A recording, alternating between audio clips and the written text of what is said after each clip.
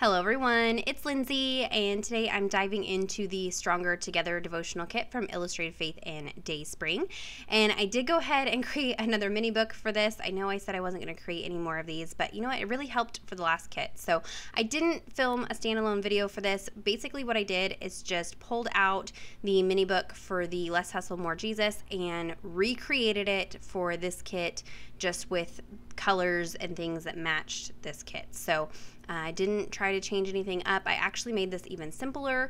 I didn't sew anything. I used the clear stickers as tabs. I did add a few of these Project Life journaling cards in there just to add a little extra something. But I really, guys, it does not have to be super complicated. This was just a way to punch them all together, keep it in a little booklet, and then this just sits out on my desk while I'm working through the kit, and it's super easy to pull out, read, journal in, and kind of work on it from there. So I can always come back in and add more frilliness if I want to, but I decided to go ahead and just keep it really simple. I didn't have the printable file yet, so I didn't have the printables that I could use, so I was trying to be kind of conservative.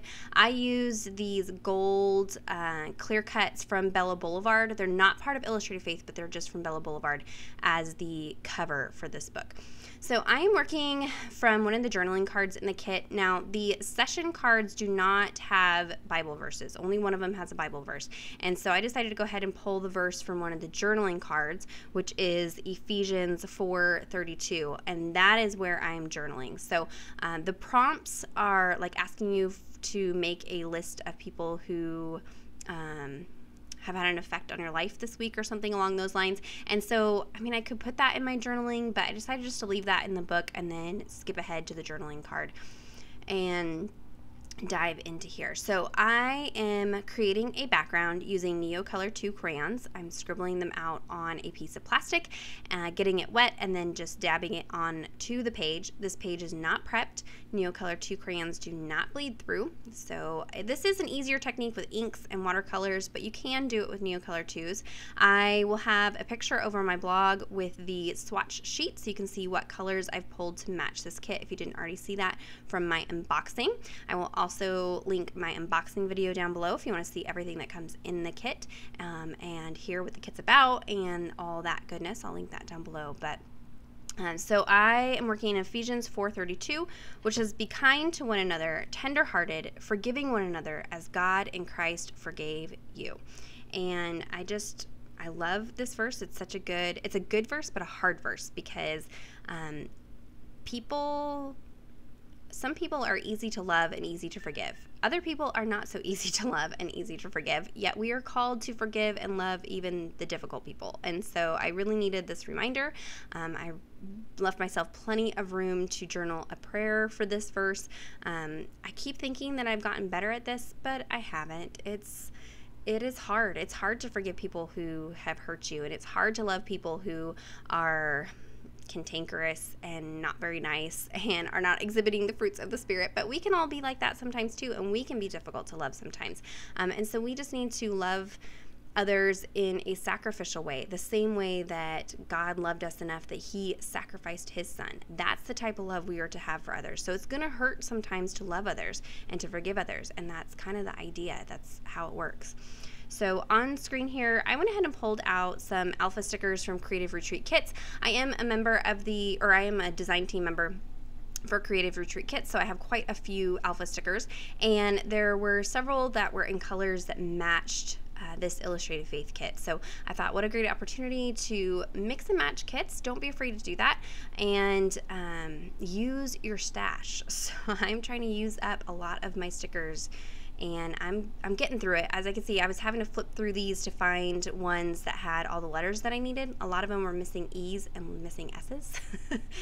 I adhered that clear sticker from the kit down, and it was crooked, so that's why I went ahead and outlined it to kind of help make it not look as crooked. Now, I outlined it using the scrapbook.com Slick Writer pen, which is great because it writes over clear stickers. However, it does bleed through the page, and it bled bad because I outlined all these things like several times and was kind of heavy-handed, and I wasn't paying attention, and so there is quite a bit of bleed through on the back of this page, but that's okay. I will just cover it up with something, no worries.